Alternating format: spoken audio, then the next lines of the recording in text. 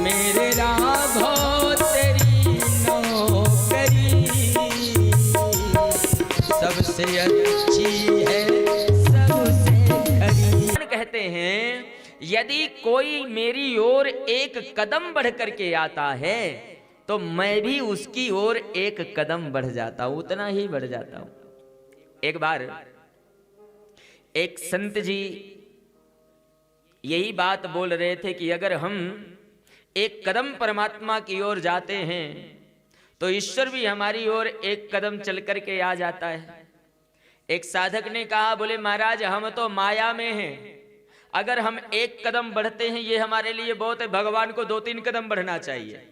हाँ, एक प्रार्थना करो।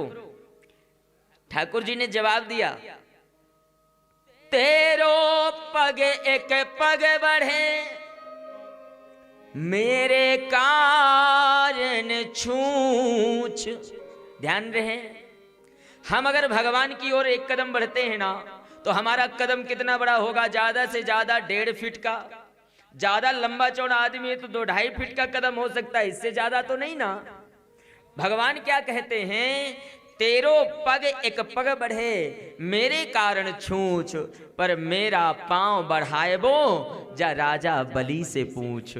मेरा पैर कितना बड़ा है वो राजा बलि जानता है। अगर मैं बढ़ाने में आऊं ना तो एक कदम में पूरी दुनिया नाप लेता हूं।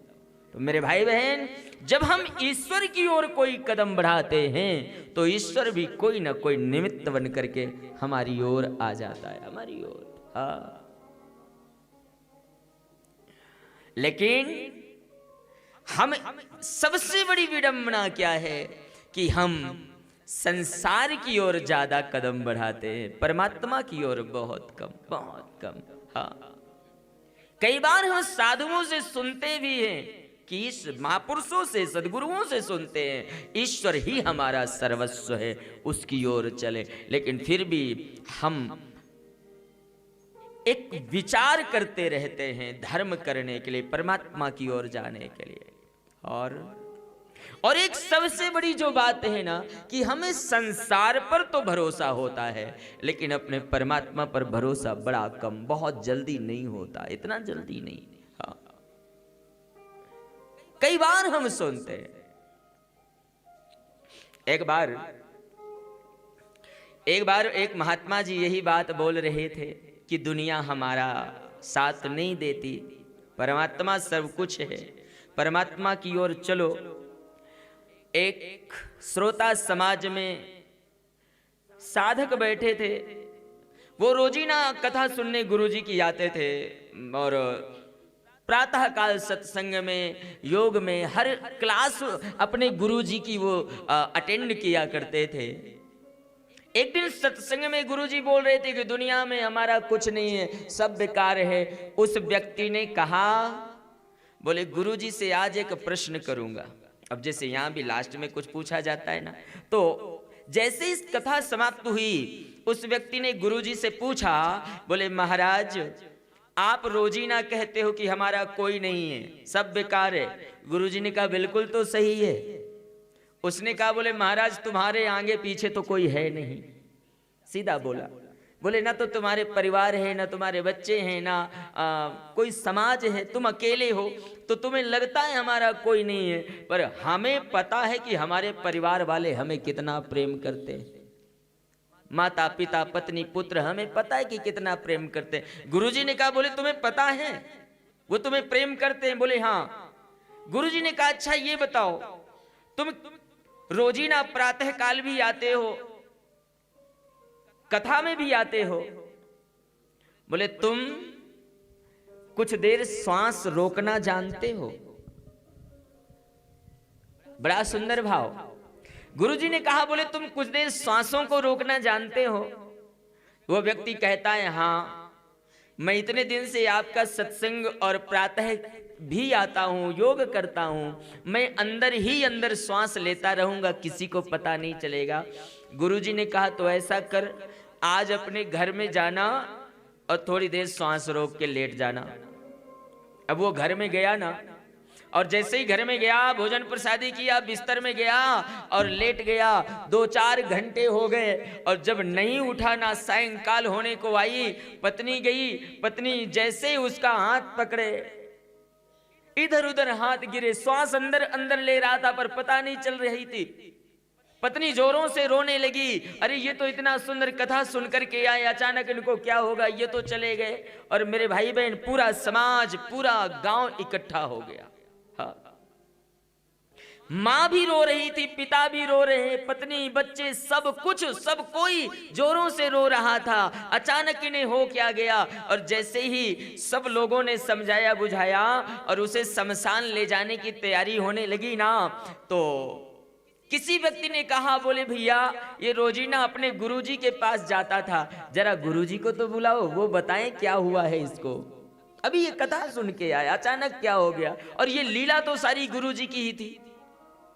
गुरुजी को बुलाया गया, गुरुजी बैठ गए, सारा घर उनके चरणों में गिर गया। बोले महाराज आप तो गुरु हैं, आप संत हैं, इसको क्या हो गया, कृपा करिए ना, ये इतना जल्दी जाना नहीं चाहिए। बड़ा सब लोग रो रहे थे। गुरुजी ने कहा, ये बताओ कौन कौन चाहता है कि ये जिंदा हो जाए। पूरा घर हाथ उठाया, हम चाहते ये जिंदा हो। गुरुजी ने कहा, बोले 1 लोटा दूध ले आओ।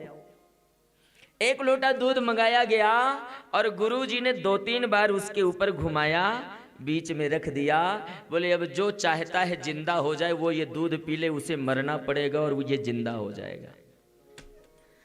और जैसे ही कहा ये दूध पिएगा वो मरे और ये जिंदा हो, जितने हाथ ऊपर थे सब नीचे।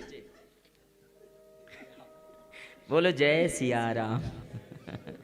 हाँ, ये संसार है। गुरुजी ने पत्नी को बुलाया, बोले तू तो बड़ा रो रही थी ना, तू पी ले, ये जिंदा हो जाएगा। पत्नी कहती है, मैं अपने पिताजी की एक ही बेटी हूं, मैं ना पीऊं, मैं तो अपने पीहड़ चली जाऊंगी।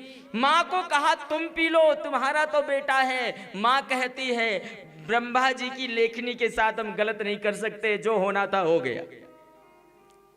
पिता को बोले तुम पी लो। पिताजी ने कहा भगवान हम इस घर की जड़ हैं, हम चले जाएंगे तो ये सब पत्ते हैं ये सूख जाएंगे। बोले अब जो होना था हो गया, हम नहीं पिएंगे। अब जब पूरा घर दूध पीने को तैयार नहीं तो नजर गुरुजी के ऊपर गई। बोले अब आप ही पी लो। सबकी नजर गुरुजी के ऊपर। हाँ, ये भैया ये संसार है। पत्नी कहती है महाराज आप पी लो ना। माता पिता कहते हैं गुरुजी आप पी लो, आप तो संत हो, संत तो दूसरे के लिए जन्म लेता है संसार में। पिता कहता है मैं तुम्हारे नाम का मंदिर बना दूंगा, आपके नाम की समाधि बनाऊंगा, साल में बड़ा बड़ा भंडारा करूंगा, आप पी लो महाराज ये जिंदा हो जाए।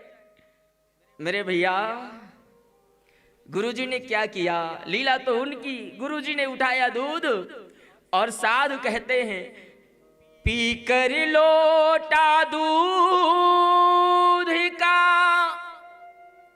लीनो संत डकार, चल बेटा उठ मेरे संग में देख लिया संसार। मेरे भाई बहन दूध गुरुजी ने पिया, हाथ पकड़ा, बोले इसी को बोलता था ये मेरा है, चल मेरे साथ। और मेरे भैया वही व्यक्ति आगे जाके संत मलूक दास बन गया। ये मलूक जी के जीवन की कथा है। हाँ, तो मैं निवेदन करूं जब तक हमारे जीवन में किसी साधु की कृपा नहीं हुई तब तक ईश्वर का दर्शन नहीं हुआ। राजा मनु ने सर्वस्व छोड़ा। महादेव कहते हैं देवी मनु ने सब कुछ छोड़ा ईश्वर प्राप्ति के लिए, नेमी सारण में गए। और लेकिन जब मनु ने देखा मैं यहाँ आ तो गया हूँ लेकिन मुझे मेरा ठाकुर कैसे मिलेगा, मैं किस नाम से उसे पुकारूं, तो एक गुरु यानी सामने साधुओं का आना हुआ। और व्यास जी महाराज ने कहा, बोले वाह रे साधु, वाह रे राजन, कम से कम तूने कुछ छोड़ करके परमात्मा की प्राप्ति के लिए तो आगे बढ़ा। साधु ने हाथ पकड़ा, बोले अब मैं तुझे ईश्वर की प्राप्ति कराऊंगा। मेरे भैया ध्यान रहे, दुनिया में हाथ में हरि नाम हो और दामन सदगुरु का हो, मजाल क्या ईश्वर आपके सामने ना आवे, पर पकड़ो तो आप